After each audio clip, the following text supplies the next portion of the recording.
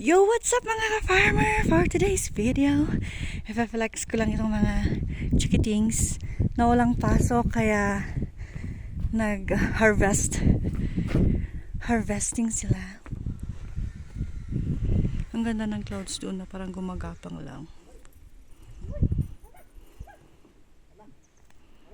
Umiyak man sang to si ulam. Kamangkan ko kapsut mo ay nangi. No, I'll borrow. That's my cup. Nag-harvest sila.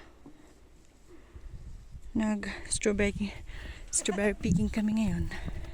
Grabe, ang kapal. We need to clean already. At I just wanna flex that one.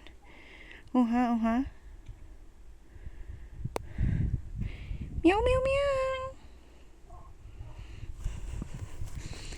Ako naman, itong naatasan ngayon na magluluto ng aming pananghalian. And of course, health is wealth. Kaya, ang kukunin ko ngayon ay Joran watercress. May namislok sila. Watercress. Ayun. May namislok. Uy, ang dami nilang na ano dito Ayun pa Ang dami nilang na mislok dito. Okay, of course, I have my cellophane here. And eto na yung mga kukunin ko. Ay, yan na-mislok nila. Dagdag ko na sa cellophane ko na to. Yan. Kukuha ko ng ulam. Nasa gilid lang po. Ayan. Marami-rami na rin po yan. Parang siniksik ko talaga siya. Marami-rami kaming kakain kaya kailangan damihan din. Kasi parang kung tinitignan parang marami, pero pag iluluto, magiging konti lang siya. Okay. Let's go. Baka gutumin yung mga kasama natin. Ako nga rin Gutom na nga rin ako.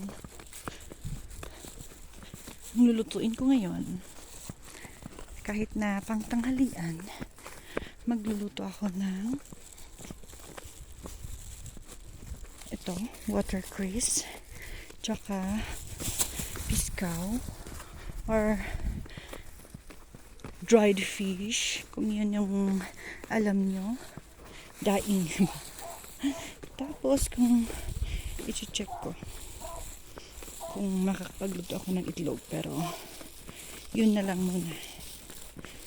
Yummy. Ginutom ko.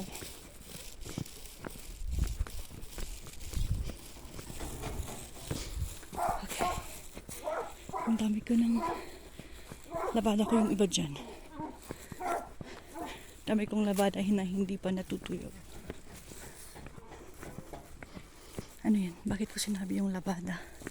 Watercress yung sinasabi ko. Okay. That's it for now. Let's go cook.